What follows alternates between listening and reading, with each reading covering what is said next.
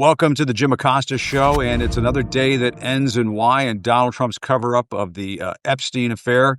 He is so frightened of the Epstein files being revealed, he is cooking up distraction after distraction, like the federal takeover of the D.C. Police Department, as well as his midterm gerrymandering power grab, prodding Republicans in Texas and various other states to redraw their congressional maps. My first guest today is a big-time warrior for democracy. You recognize him, David Pepper. He is the former chairman of the Ohio Democratic Party. He writes Pepperspectives. I hope I said that right here on Substack. And plus, you've written Democracy, a User's Manual, something we could all use these days. David, great to see you. How are you? I'm great. How are you doing? Good to be with you. I'm doing fine. Thank you so much. Really appreciate it. Let's dive right into this stuff. I mean, there's a lot to tackle. I mean, I do want to get into Trump and what he's doing in D.C. He is throwing out all of these distractions, but the gerrymandering business that is going on, to me, it's an emergency. That it is an emergency for our democracy that is unfolding as we speak. And you wrote about this. You said of the gerrymandering that is going on in Texas and potentially other states like Indiana. This is where you said, quote, "It's an assault on democracy that mirrors the big lie effort after November 2020 and should be treated as such." Let's talk about it. What do you mean? Yeah, we're so used to gerrymandering, and in Ohio, it's destroyed our state. It's destroyed sort of any kind of semblance of fair democracy. So in a way, when we see what they started in Texas, it feels like that. But and this really occurred, and I was thinking about. I mean, I don't like gerrymandering wherever it happens, whoever does it. Yeah. So I had it in my mind in that bucket. But when I saw Vance go to Indiana, and I'll be going to Indiana on Sunday, in part because I was so excited to see Indiana democracy folks protesting Vance's visit, and I want to urge them on.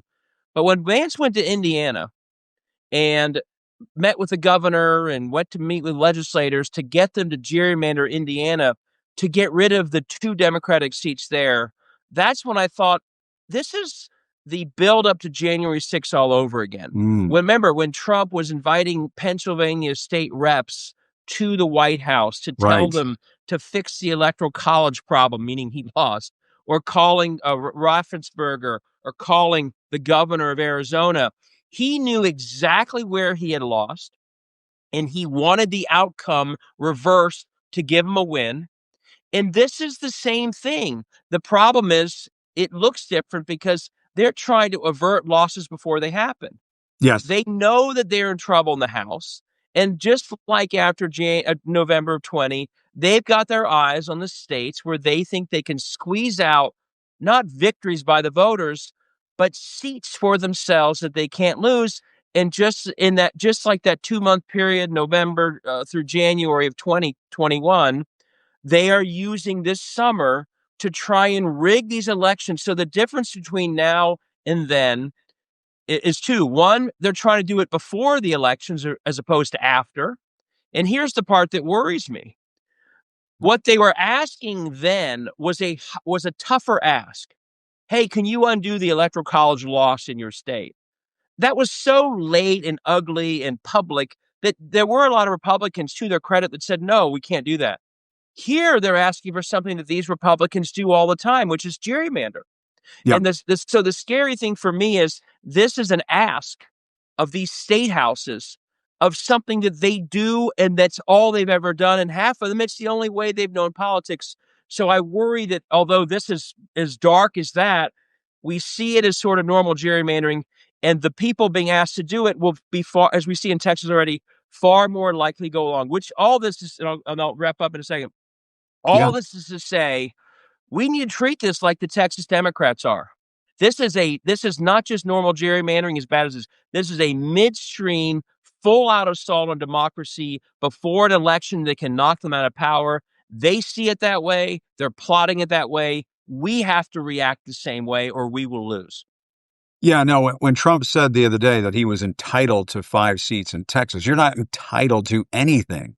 You have to go out and win the midterms with the congressional map as it stands, unless there's something, ludicrous that has to be redone that passes legal muster. But obviously this doesn't. And he's freaked out about Jeffrey Epstein. He's freaked out about the political impact of the so-called big beautiful bill, which is turning out to be a big ugly blunder.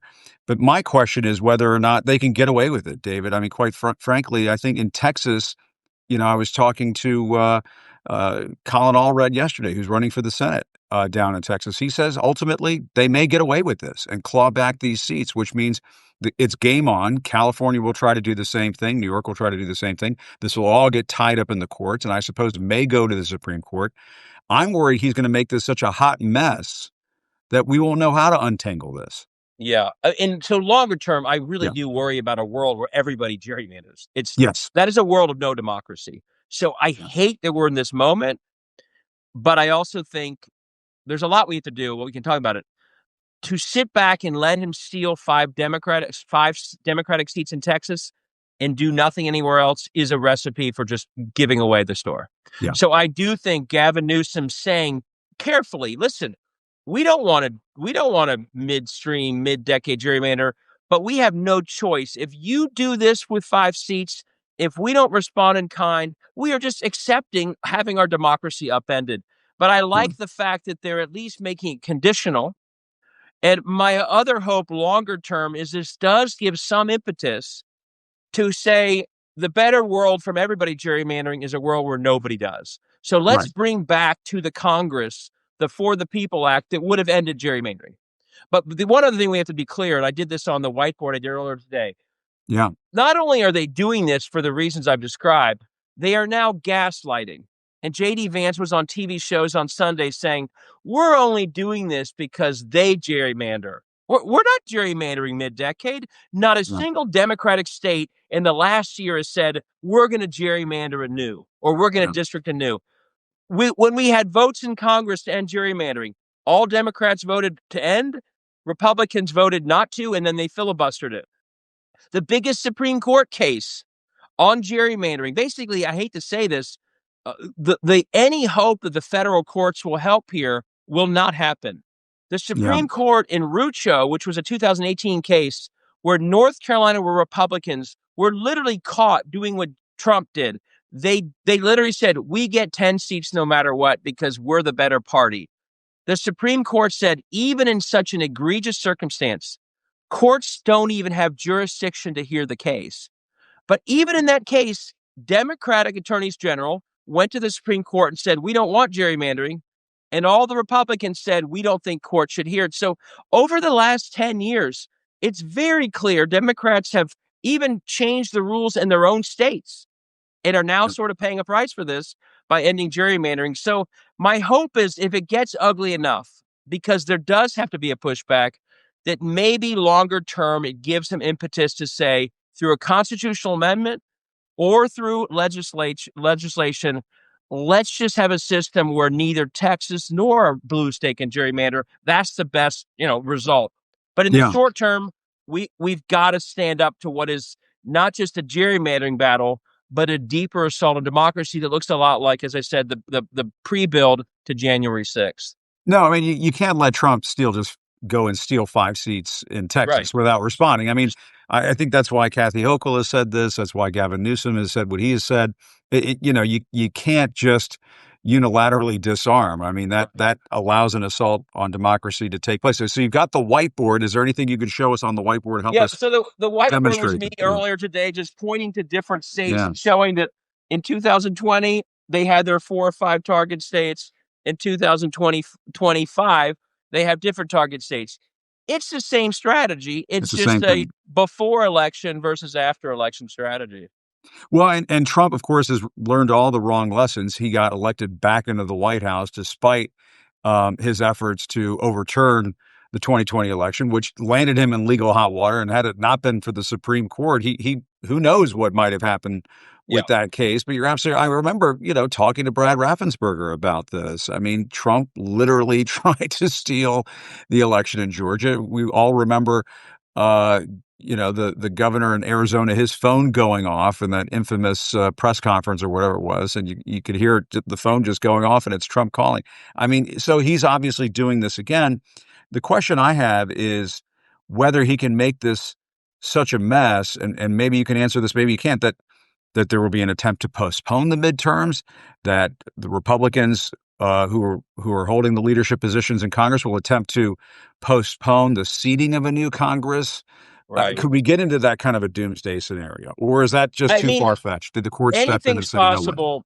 Yeah, So anything's possible, obviously, with Trump. But my view is, and I wrote a chapter on this in this new book I've written, the second edition of Saving Democracy. I think it's dangerous when we all start to tell ourselves, "Oh, they're not going to have another election," because if you look closely at the model they are following, right out of Viktor Orban's playbook, yeah, it's called competitive autocracy. And competitive autocracy has elections. They want to be able to claim the legitimacy and mandate of elections. They want to say we won.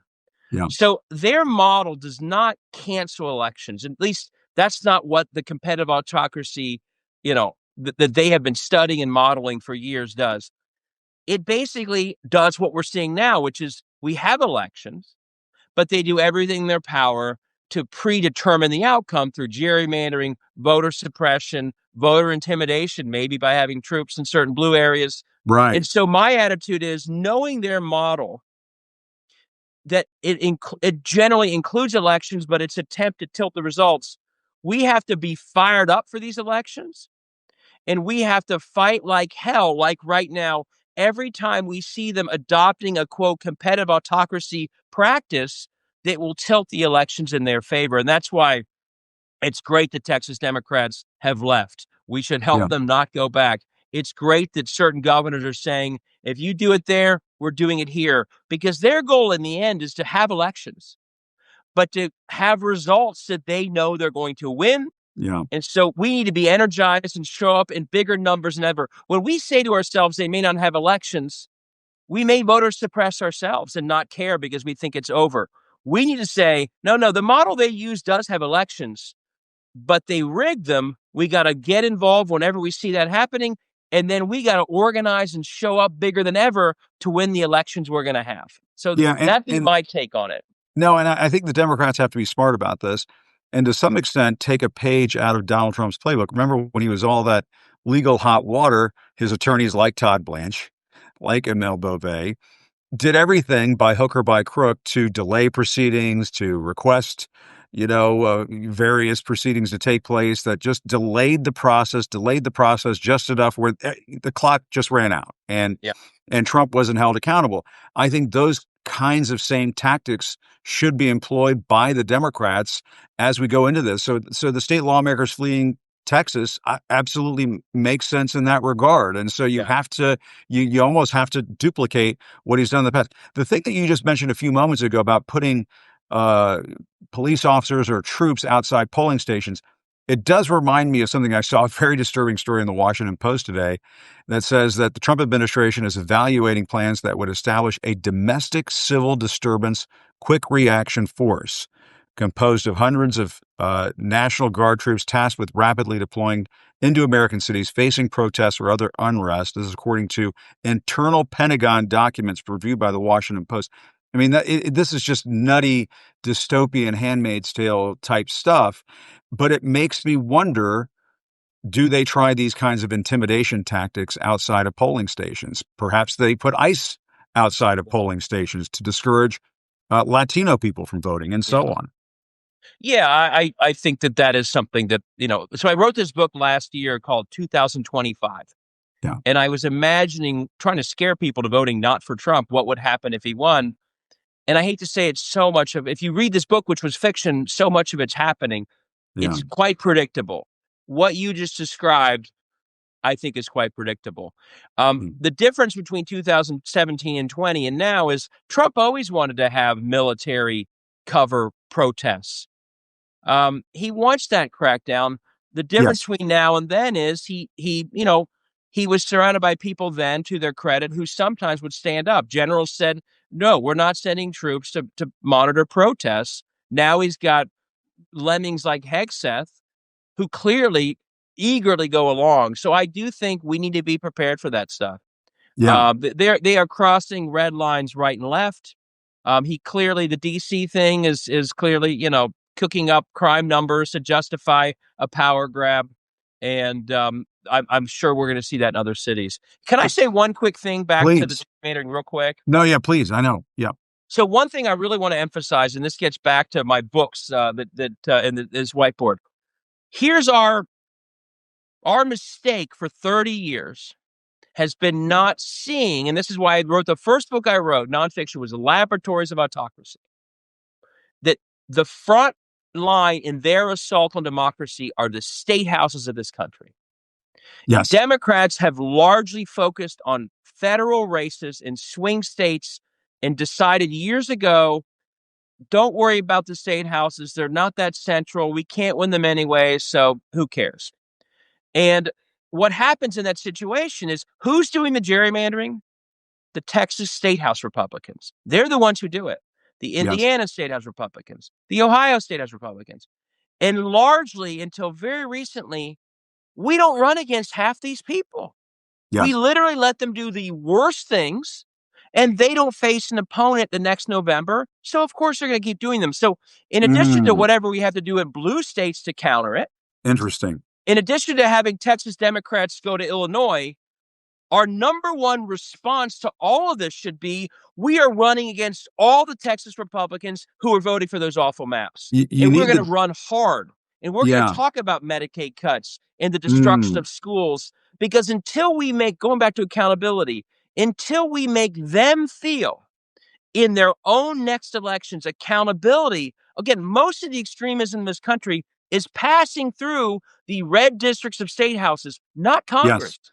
All the attacks on abortion, that was a Texas and Mississippi law that led to Correct. the crazy things we've seen.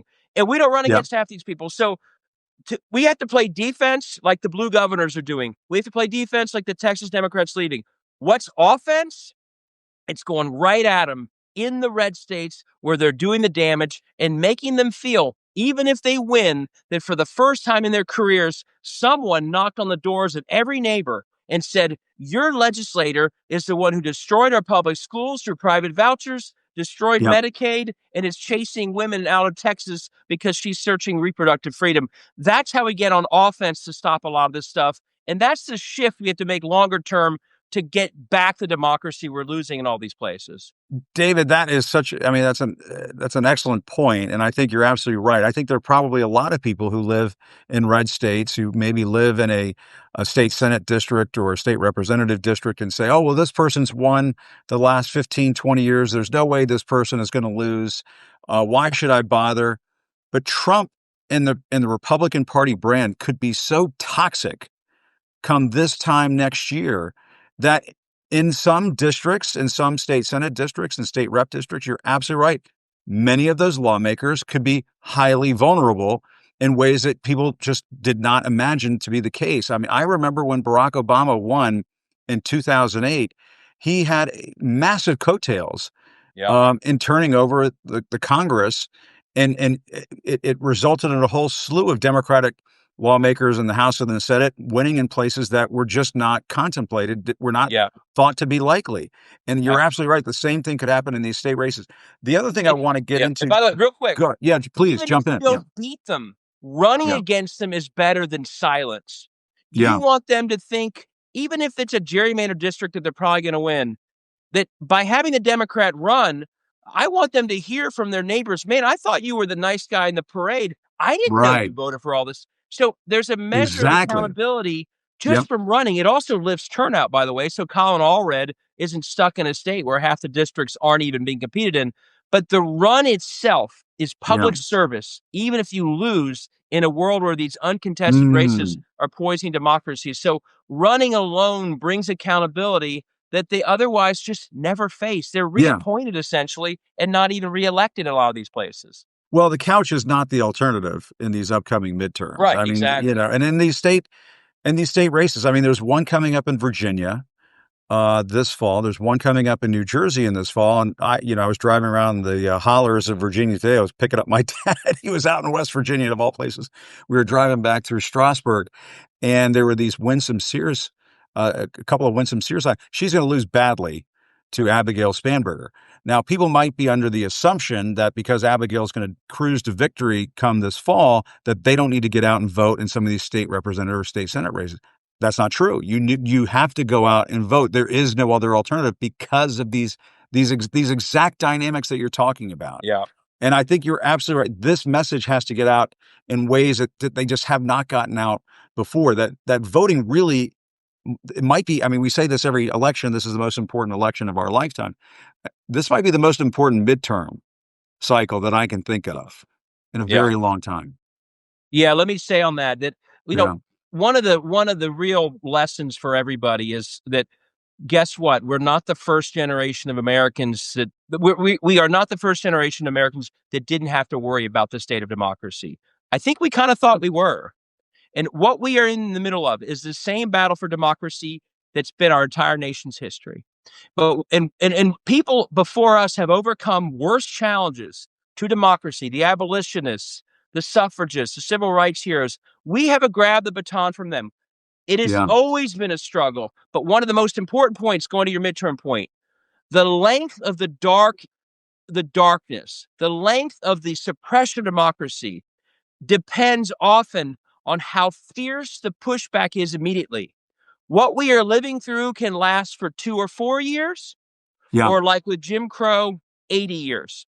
And That's what right. often determines how long the window of darkness is there a pushback right away, or do people quit? When people quit on the New South and Reconstruction, it led to Jim Crow for almost a century. So Yeah, the fight we put up right now in this election in Virginia you mentioned, next year, if we succeed, we can literally avoid for my young kids decades of being in the same fight. We can make this a memory. If we don't fight well, if we disintegrate, if we kind of give up or roll over, the craziness of the times can set in yeah, as the new normal, and all of a sudden it settles in for far longer. So yeah, history tells us that the fight we put up right now can determine whether this moment of darkness, like many others in the past, is short or long term. And that's why winning in 25, winning in 26 has a massive impact on the longer term history yeah. that's going to come. Well, no, there's no question about that. And then there's also the prospect of the Supreme Court going 7-2 MAGA. If it goes 7-2 MAGA, folks, I mean, you might as well, I mean, I don't want to say kiss things goodbye, but you might want to start putting on some lipstick, because if that Supreme Court starts going MAGA to the degree of 7-2, I don't know what happens to a whole lot of rights, civil rights that people have enjoyed in this country ever since I've been alive. I have to ask you, since you're an Ohio guy, David, your thoughts on Sherrod Brown, the news coming out today. I don't think he's confirmed it yet. Forgive me if Yes. I've gotten that wrong, but I believe it's now been reported in the Cleveland newspaper that Sherrod Brown is going to run Yeah. to get to get a seat back in the United States Senate. Possible? Ohio's gotten very red. What do you think? So it's funny. You're a reporter, so you know that Yeah. I'd be getting calls all day asking me to Yep. confirm. And I'm like, I just am not in the inner circle enough to confirm, but I'm reading what you're reading. Yeah. Let me just put it this way. We have a wonderful candidate for governor named Amy Acton. She's running against Vivek Ramaswamy. She's a public health doctor. She's been tied in the polls. She has the highest job approval rating in the state of Ohio of anybody, Republican or Democrat. She's at +10, Trump's at -3. Sherrod overperformed the top of the ticket in 2024 by 8 points. He lost by 3, Wow. overperformed by 8. We have the possibility, and I don't say this lightly, of the single best ticket we've had since 2006, when we won almost every office in the state of Ohio. And the other thing, when Sherrod won, Ted Strickland won, the other thing we have in common, not only do we have a great top of the ticket with Dr. Acton and Sherrod if he runs, 2006 was the second term of an unpopular Republican president. That's what we'll be in 26. So going Hmm. back to our overall theme, we've got a great top of the ticket. Now what do we have to do? Run in every state house seat. Really Interesting. just storm the place with candidates everywhere. Talk about the Medicaid cuts and the attacks on schools and the gerrymandering and the food deserts. And I think we have the makings, if we do well, it's not set yet, but we can do this, the potential pushback and turning Ohio blue like we did 20 years ago. I think that's a potential if things keep moving the direction that we're seeing. Yeah, and I do think, Trump is only going to be able to delay this Epstein thing for too long. Yeah. There are legal groups getting involved, attempting to sue. I may be talking to one of them tomorrow to get their hands on these Epstein files. And I mean, you talk about if we have the documentation or some kind of evidence that shows why Donald Trump is so damn afraid of releasing those Epstein files. That plus, you're absolutely right. In places like Ohio, Medicaid being dismantled, I mean, they told on themselves when they delayed some of those cuts until Yeah. after the midterms. But this is I used to think that Ohio is just kind of sort of gone off into the sunset, like Tennessee, maybe back in the '90s or something like that. But I don't know. There's some Midwesternness there that just Yeah. might Well, remember, have the potential. Sherrod lost by Yeah, 3 points in a yeah. Trump turnout. But Marino was not a great candidate, but Yeah, yeah, yeah, but the problem is one thing Republicans have done in Ohio is yeah. they are throwing new people, and that helps. And the one reason I Interesting. think this candidate for governor, Amy Acton, is so strong is she's not viewed as a politician. She was a Mm. doctor who helped people keep safe during the pandemic. Her job approval is very high. She's popular, and so Marino had that he wasn't an incumbent politician. Ah, But I see. Sherrod still lost by only 3, and that gives you some temperature that that was close.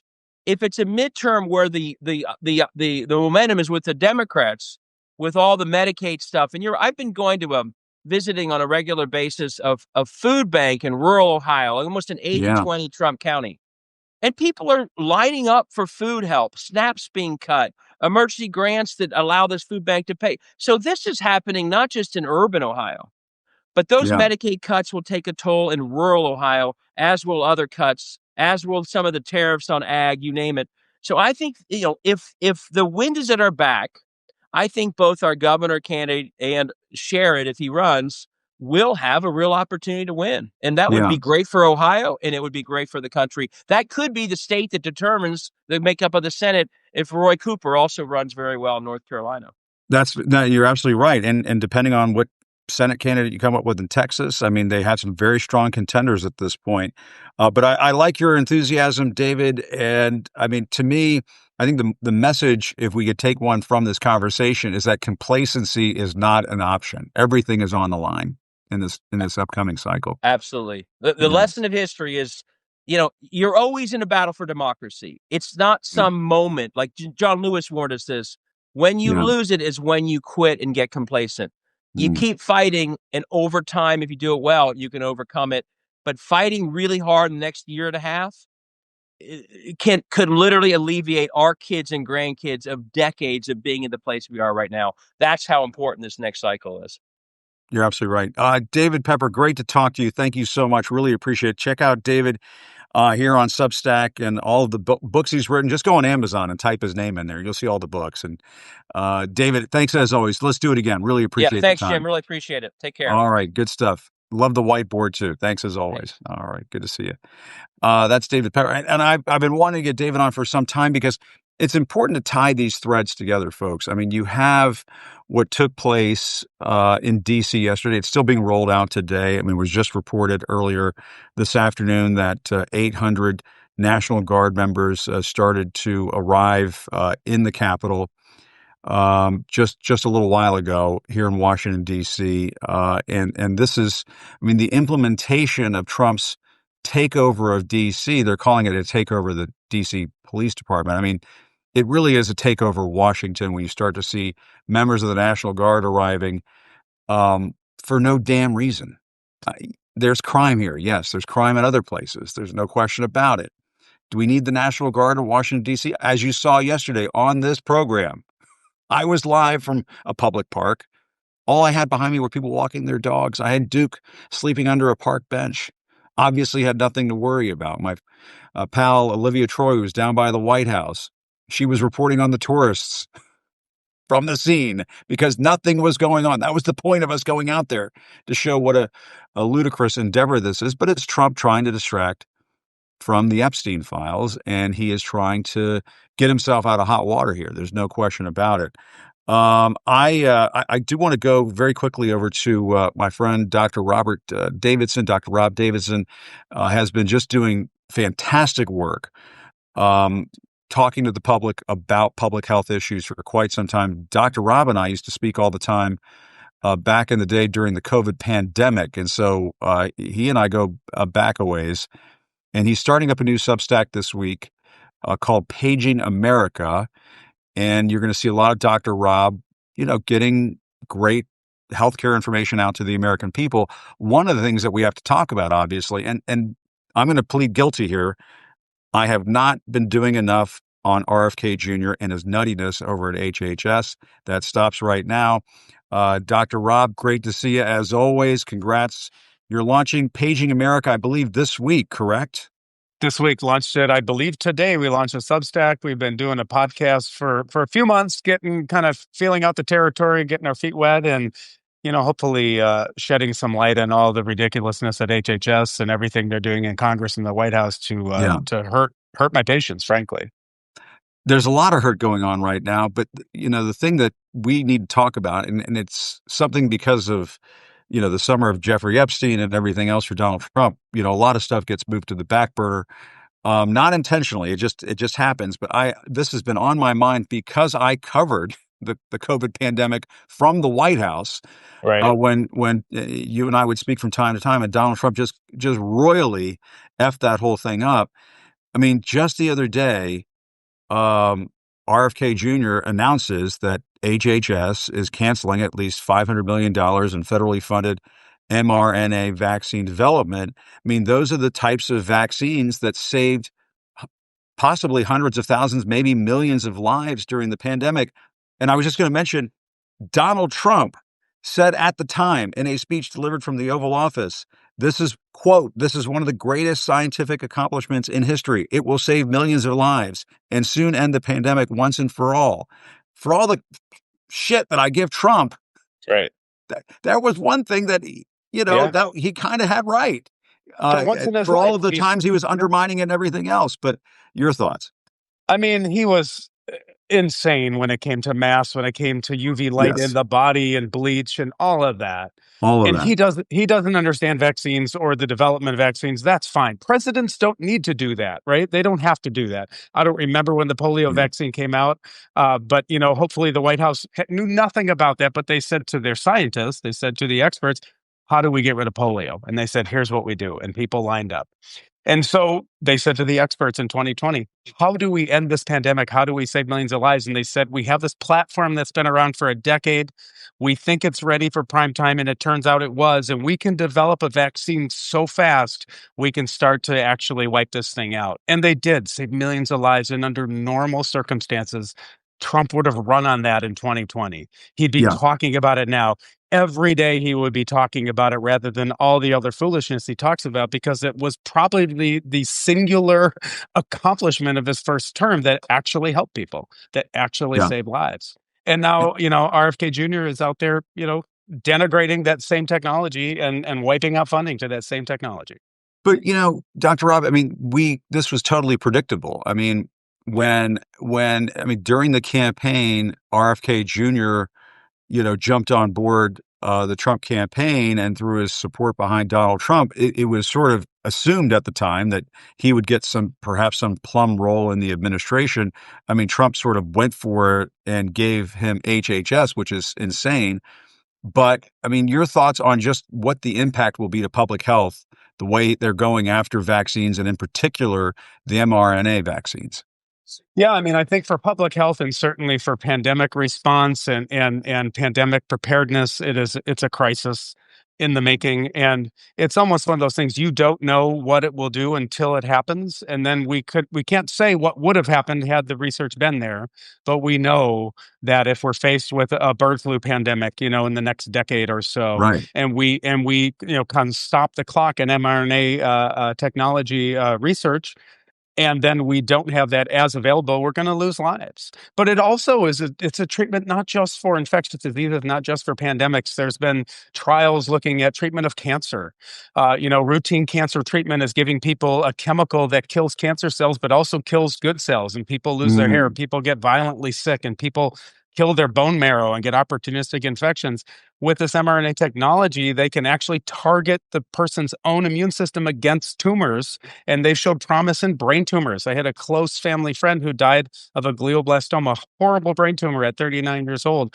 And, to think someone like that could potentially benefit in 2 years, 3 years, 5 years, and now that RFK Jr. is doing this, that benefit will be delayed, hopefully not lost, but certainly delayed for a number of years. Yeah, there's no question about it. And the way the thing that I have a question about, Dr. Rob, is whether there's been some permanent damage done in the public mindset when it comes to vaccines and vaccine safety. I mean, just look what happened at the CDC the other day. Yeah. I mean, CDC employees are furious apparently with RFK Jr. They fault Trump, obviously, for not condemning the shooting as of today. And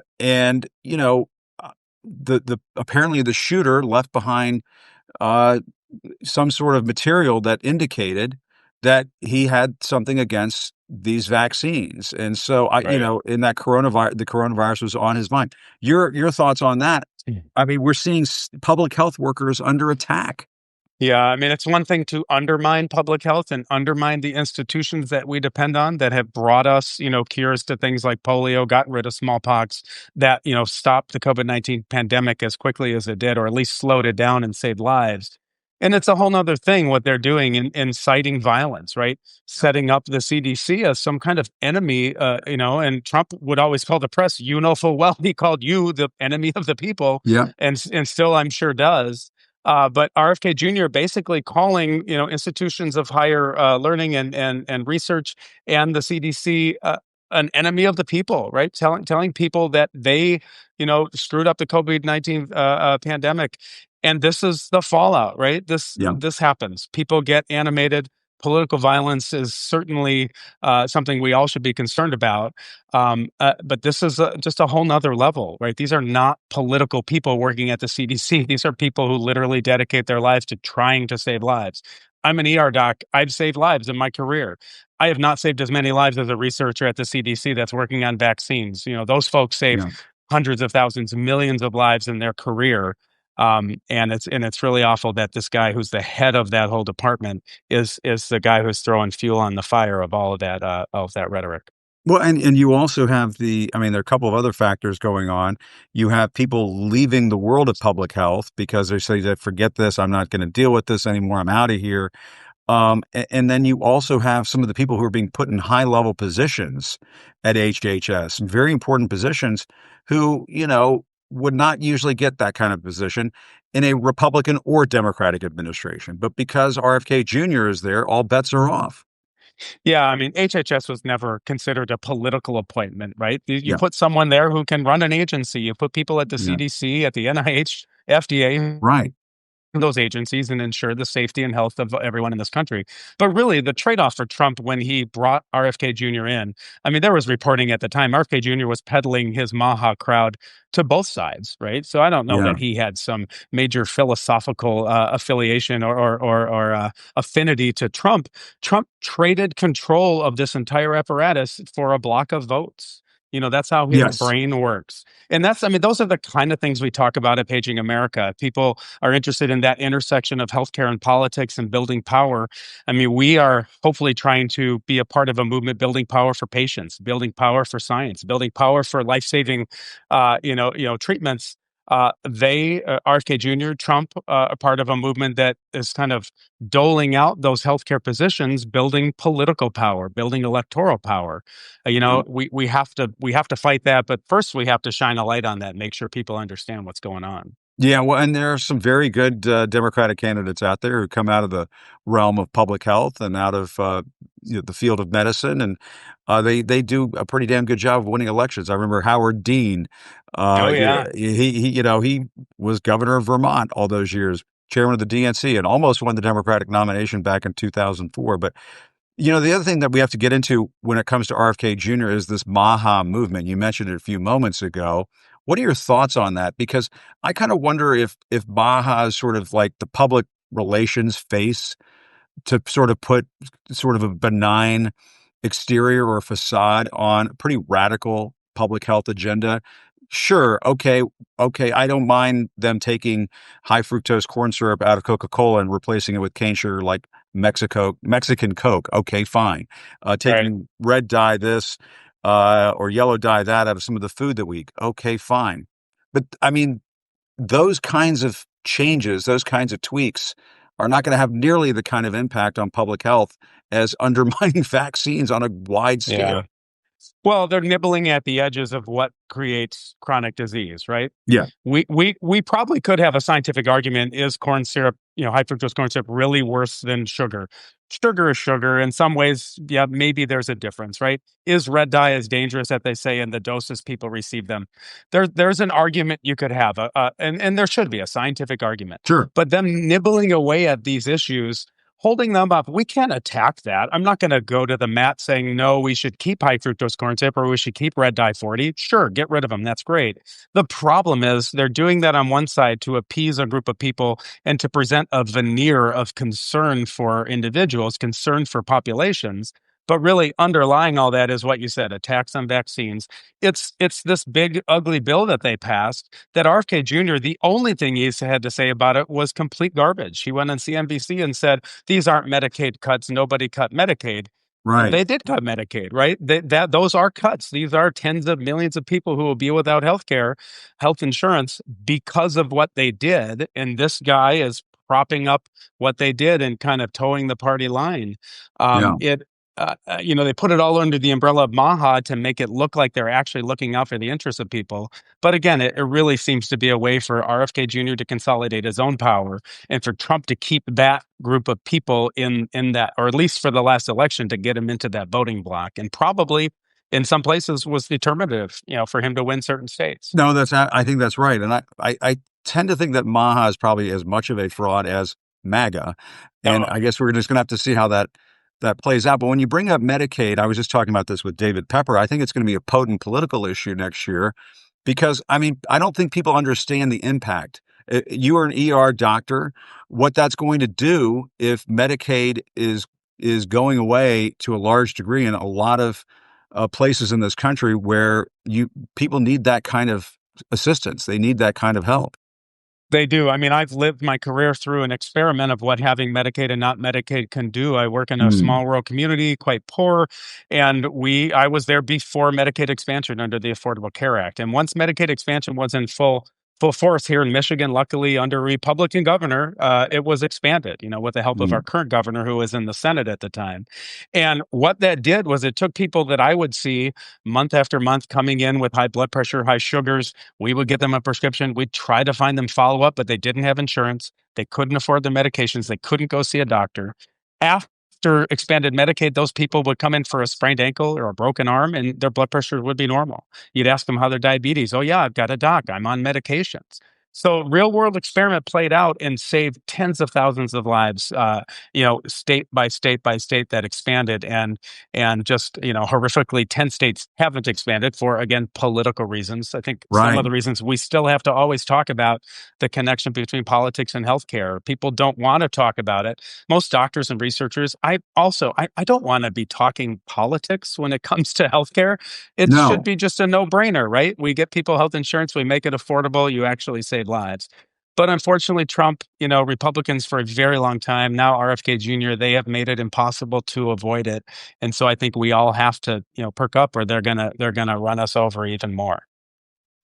Yeah, there's no question about it. And the way people in the public health realm have been treated, I just think about, and I still shake my head to this day, and it makes me a little depressed, the way Dr. Anthony Fauci was treated, the way he has had to essentially go underground, and because of the threats and what has been unleashed after the close of this pandemic. And by the way, we should know, COVID is still circulating out there, but our public health people in this country are doing amazing work, just absolutely amazing work, and it's just not appreciated enough, in my view. Yeah, I agree. I don't think people need to laud those of us who do that. I do, work in direct healthcare, but also, have my MPH and do public health education. And, I don't think people like Fauci and other folks working in public health, they don't get into it for the accolades. Right. People don't want to be recognized. I mean, I think most people working at CDC, working at NIH, they don't want to be on TV. They don't want to be, they don't want to have their names out there. That isn't why you go into that work. It isn't sexy, right? It's fulfilling. You feel like you're serving your fellow individual. It's intellectually stimulating, but mostly, and the people I know who go into healthcare, you do it. It's a cliche. I interviewed medical students as a physician. I remember as a medical student, why do you want to be a doctor? I want to help people. It's cliche, but it's mostly true. Most of these people go into that world, just like people do what you do, because you want to inform people, right? You want to get to the bottom of things and get the information out there. And they've just taken both of our fields, unfortunately, and made them enemies of a large group of people with disastrous effects. Yeah, no, there's no question about it. And as you and I both know, in both of our professions, sometimes hard truths need to be told. And I think to some extent, one of the reasons why people in public health are under attack is because folks like Donald Trump don't go out there and defend them, because he doesn't understand what you just said, Right. Dr. Rob. He doesn't understand the idea of personal sacrifice or public service or putting the public good ahead of oneself. He's never been about that. And so, of course, people in his movement, people like RFK Jr., they're just pursuing their own personal agendas. But Dr. Rob Davidson, great to see you as always. Thanks so much, and glad to see you, getting this initiative started. I think it's very important. Absolutely. People, come on to Paging America. You can follow the latest news in politics and healthcare, and look forward to talking to you again, Jim. All right, sounds good. We'll do it again. And my apologies to everybody. I've been wanting to talk about this RFK Jr. He's swimming in the creek in Rock Creek Park. How in the hell is he a public health expert in this country? I'm just going to say it one more time. And he goes to the tanning salons and everything else. It drives me nuts. The worm is in control. I think the worm is in control. The worm is in control. Please, somebody help us with the worm. All right. Absolutely. Good to see you, Dr. Rob. Thanks a lot. Appreciate it. Thanks. All right. Good to see you. I'm going to, while I'm on this rant, quickly go to my buddy. I think Tommy Christopher is standing by. Tommy is a friend of mine, writes over at Mediaite, and just does fantastic work. He has sometimes a sharp edge when it comes to his stinging criticism, which is, I think, why we like each other, and I enjoy his work. But Tommy has some thoughts on the White House press corps. There's Tommy right there. Tommy, it's been too long. How you doing? Uh-oh. Can you hear me, man? Hey. Yeah, I can hear you. Can you hear me? Hello? I can hear you. You were glitching there a little bit. I think you're there now. I'm testing 1, 2, 3. All right. No, you sound good. You sound good. Tommy, fill us in, because you wrote this pretty, I think, fun piece for Mediaite. Maybe it's not so much fun, but it kind of delves into something I heard yesterday from a lot of people. People were asking me this question. My friend Olivia Troy brought this up. There were other folks bringing it up on social media. Trump has this batshit crazy news conference in the White House briefing room talking about how he's going to take over Washington, D.C. And did I get this wrong? Did anybody ask about Jeffrey Epstein while he was taking questions, or what happened? So listen, here's the thing. Yeah. So yeah, he has this. It's like an hour and 10-minute press conference. The opening, the first 40 minutes is him and his goons up there talking a bunch of shit about crime, a bunch of inaccurate shit. And then, he took questions for about 35 minutes. Not a single question about Epstein. Look, the column, I pegged the column to this one moment where, everybody in the press corps laughs at this joke that he makes. And I want to get to that in a second. But yeah, to answer your question, there was no questions about Epstein, except when Trump had already left, someone called, is the Justice Department going to appeal the Epstein decision? Which is a lame question too. Right. Nobody asked about that. Several reporters asked about Russia. None of them asked about the fact that he's having the meeting with Vladimir Putin on U.S. soil, which everybody who knows anything about diplomacy is freaking out about. Nobody asked him about that. Nuts. And nobody asked him about either of those things being, the crime thing and the Putin thing are obviously distractions from the Epstein thing. Nobody asked about that. And, the thing that I found really sickening was Brian Glenn, which, by the way, people get on. Brian Glenn's this MAGA reporter. He used to be with RSBN, and now he's with Real America's Voice, and he's always sucking up to Trump. And I don't begrudge him that. Like, sure, there have always been guys like that. You remember Jeff Gannon under Bush? There was a bunch of guys under Obama. I was pretty openly pro-Obama when I was in the briefing room. I don't begrudge people their opinions. I don't begrudge people, raising their issues.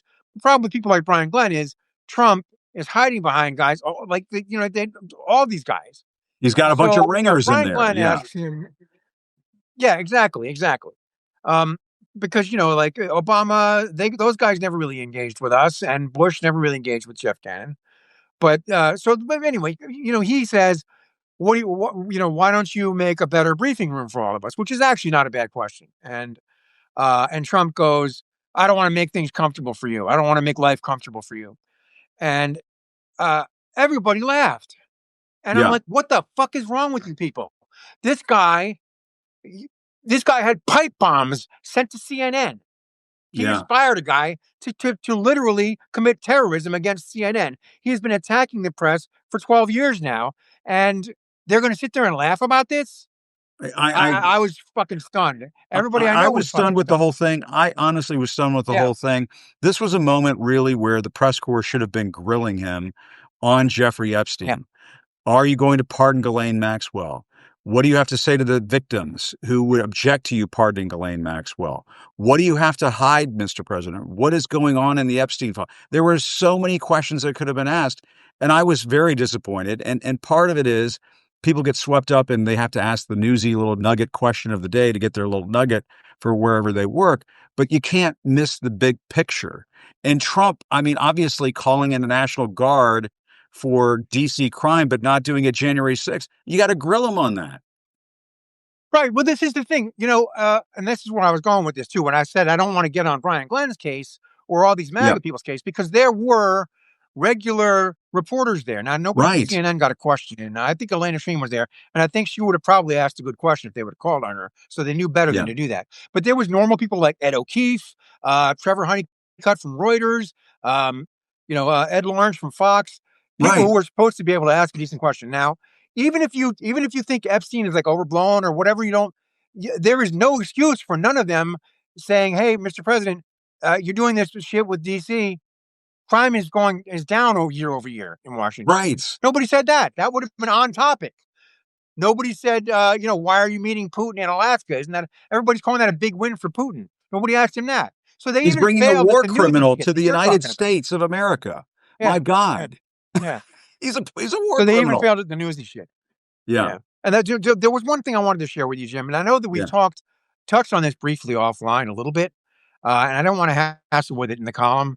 But this is what's really disturbing is I can reveal this much. I don't want to. I'm not burning anybody in anything that was on record, but I don't want anybody to feel burned either. And so I will just say there have been multiple broadcast and cable news outlets over the past several months who have complained that I made their reporter look too adversarial with Trump. Okay? And I don't want to single out exactly who it is, but it has been at least half a dozen occasions. The news organizations are petrified of this. Yes, exactly. They are. They don't want to be seen as and plus this wasn't me stretching it. They were doing their jobs. People doing their jobs, and their networks complained to me about making them seem too adversarial. And I will only say this. Wow. The one network I could tell you that didn't do that was MSNBC. Okay. Wow. And actually tell you something. After all this shit with Colbert and with ousting you, and Trump brags about this shit, about getting people who are critics of him taken off the air. Yes. And, every time somebody loses their job or loses their slot or leaves or whatever, he tweets about it. That's his scalp. Yep. He thinks of that as his scalp. Yes. And so not a single one of these reporters that got questioned yesterday asked him anything. Not only didn't ask him about Epstein, but asked him obvious questions that would have been not even that tough, just normal, like obvious questions that any reporter would have asked. They're scared shitless. And I don't look with very few, I said this in my piece too, with very few exceptions. I love Caitlin Collins. She's great. She's been tough. She's been super tough since she got to the White House. You were tough when you were there. Mostly, there's a lot of women Nancy Cordes is another one. I think Catherine Elena, and I think Lucio. obviously Maggie Haberman. Yeah, and Maggie Haberman. There are tough reporters, but they are few and far between, and a lot of the quote unquote mainstream reporters are scared to death of Trump. And look, and I'm not sure. I want to say that, like, I, as a human being, I understand people don't want to get harassed, but it's your fucking job, okay? And if you can't That's right. handle it, then get out of that kitchen. It's you're the representative of the people, okay? And if you can't hack it, then I get being afraid, but then you need another line of work. Go find another beat. That's it. That's it. Well, check out Tommy's piece. Tommy, the signal is breaking up a little bit, so I think what we'll do is let's put a pin in this discussion and reconvene very soon, because I want to keep talking about this. It's been on my mind. I don't love going after my colleagues, and I'm not saying you're going after them or anything like that, but people come after me, and if they want to come after me, that's fine. I just don't believe in going after our colleagues that much. But this is such an important moment in our history right now that guys, we have to ask the hard questions. It's the moment that we're in right now. Trump is federalizing the D.C. Police Department for no goddamn reason other than to distract from the Epstein files. That's why he's doing it. These questions are crying out to be asked, and I'm glad that you wrote the piece. All right. Well, thanks for having me on, Jim. I appreciate the opportunity. You got it. All right. Good to see you, Tommy. Thanks a lot. And we'll get that next time. I'm going to send like a couple of signal boosters over to Tommy's place so we can get that signal straightened out. But check out Tommy's piece over at Mediaite. He was kind of a surprise guest. He reached out to me. I didn't even realize I was driving my dad all over the creation today. I was picking him up in West Virginia and driving him back to D.C. And I missed a lot of what was out there on places like Mediaite and so on. So I always appreciate when Tommy says, "Hey, heads up, I wrote this piece." And I watched some of that briefing yesterday, and I went through what was asked, and it was shocking to me that, and again, I don't want to kick sand at my former colleagues over there. I know they have a tough job. I just can't believe that the Epstein scandal was not asked about. And this notion that Donald Trump might pardon a convicted sex offender, a convicted sex trafficker, somebody who was involved in raping children. I'm sorry, but these are questions that need to be asked. We're in a critical moment right now. As I was reading to you, sharing with you just a short while ago, I mean, I didn't even get to the fact that Trump's new head for the Bureau of Labor Statistics has suggested stopping monthly jobs reports numbers. Really? We're not going to put out monthly jobs reports numbers because the dear leader doesn't like the jobs reports numbers? Are we really going to start doing that in this country? What is that going to do to the financial markets? If the financial markets have no idea how many goddamn jobs were created or lost in the previous month. I mean, this is ridiculous. And the fact that the Trump administration is evaluating, this is in the Washington Post, evaluating plans that would establish a domestic civil disturbance quick reaction force composed of National Guard troops. They're talking about this at the Pentagon. The Pentagon, my God, the Pentagon, which is the command for our armed forces in this country, they should not be hatching plans for sending in quick reaction forces into domestic situations in this country. This is America. There is civilian control over the military. There is not military control over civilians. They're getting this ass backwards, per usual, inside Donald Trump's administration. And so folks need to wake up. As I was talking about with David Pepper earlier today, complacency is no longer an option. The couch is no longer an option. When the nation's capital is being taken over by the president for no goddamn reason at all whatsoever, other than his sagging poll numbers and that he's freaked out over Jeffrey Epstein, we have a problem in this country. The lights are blinking red, ladies and gentlemen. The lights are blinking red. This is not a moment for complacency. This is not a moment for fear. This is not a moment for holding back when the tough questions need to be asked. This is a moment to engage. This is a moment to get tough. It's a moment to stand strong. Stand up and be counted. Trump's bringing a war criminal to Alaska in Vladimir Putin.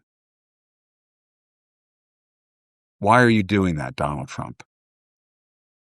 Those are the kinds of questions that need to be asked. How can you bring a war criminal to America? Alaska is America, last time I checked. How can you bring a war criminal to America? One of the tough questions that need to be asked of this president tonight. I want to thank everybody for watching. My thanks to David Pepper, to Dr. Rob Davidson, and to Tommy Christopher. I'm still getting a notification that his internet connection is not going off. So maybe he's still connected in some way. Tommy, once again, thanks for coming on. Really appreciate it. Glad you reached out at the last second. But everybody, thanks again for watching. Still reporting from Washington, I'm Jim Acosta. Have a good evening. Good night.